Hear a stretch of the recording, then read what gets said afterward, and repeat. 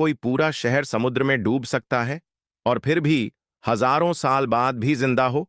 हम बात कर रहे हैं द्वारिका की, वो नगरी जिसे भगवान श्री कृष्ण ने बसाया था और जो आज अरब सागर की गहराइयों में दबी हुई है।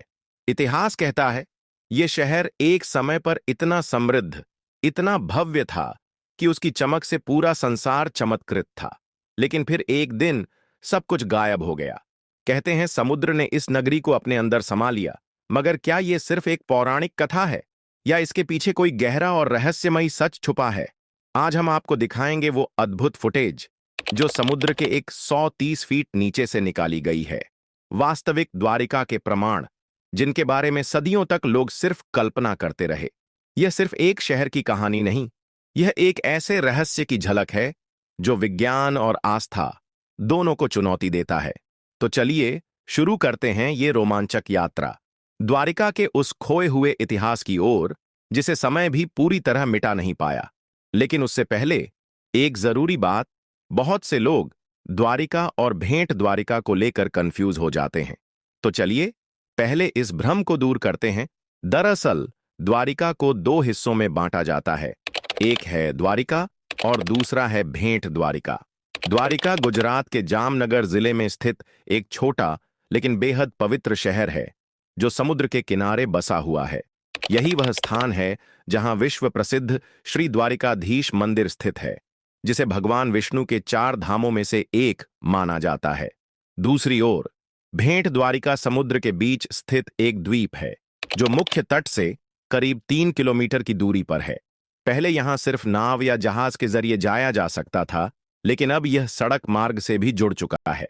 भेंट द्वारिका की खुदाई के दौरान कुछ साल पहले ऐसे कई प्राचीन अवशेष मिले थे जो महाभारत काल यानी द्वापर युग से जुड़े हुए माने जाते हैं।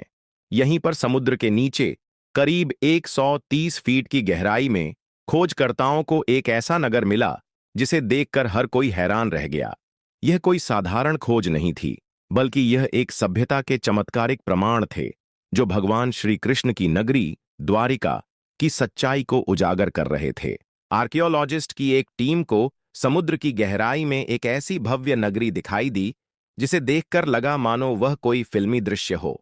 वहां उन्हें लगभग 3000 साल पुराने बर्तन, तांबे के सिक्के और एक भव्य ग्रेनाइट का स्ट्रक्चर मिला जो किसी महल जैसा लग रहा था और उसके चारों ओर एक परकोटा बना हुआ था। इस पूरे नगर का माप 12 योजन बताया गया है। जो अवशेष समुद्र में मिले वो बिल्कुल वैसे ही हैं जैसे भागवत पुराण में वर्णित है, जिसमें समुद्र देव द्वारा श्री कृष्ण को दी गई भूमि का जिक्र है जिस पर उन्होंने द्वारिका बसाई थी। इस प्राचीन शहर के केंद्र में स्थित एक महल के अवशेषों की कार्बन डेटिंग से भी यह बात सामने आई कि यह महल हजारों साल पुराना है। खास बात यह थी कि परकोटे में इस्तेमाल किए गए नक्काशीदार पत्थर भी कई हजार साल पुराने निकले।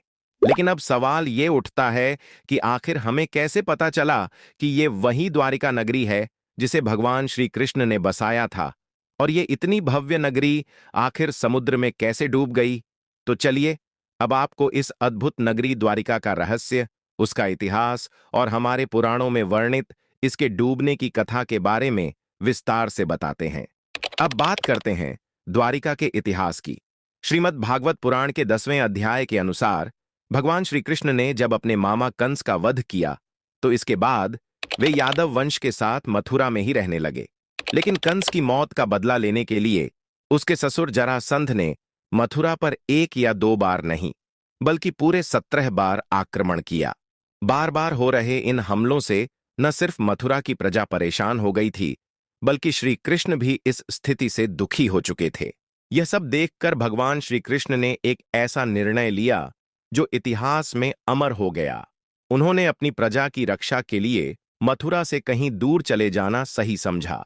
श्री कृष्ण अब और युद्ध करके अपने परिवार और प्रजा को संकट में नहीं डालना चाहते थे।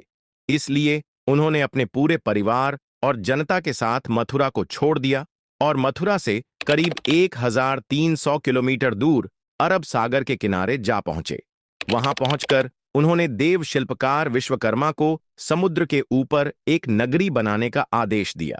लेकिन समुद्र देव की मर्जी के बिना समुद्र के बीचों बीच एक पत्थर भी लगाना संभव नहीं था। इसलिए भगवान श्री कृष्ण ने समुद्र देव की पूजा की।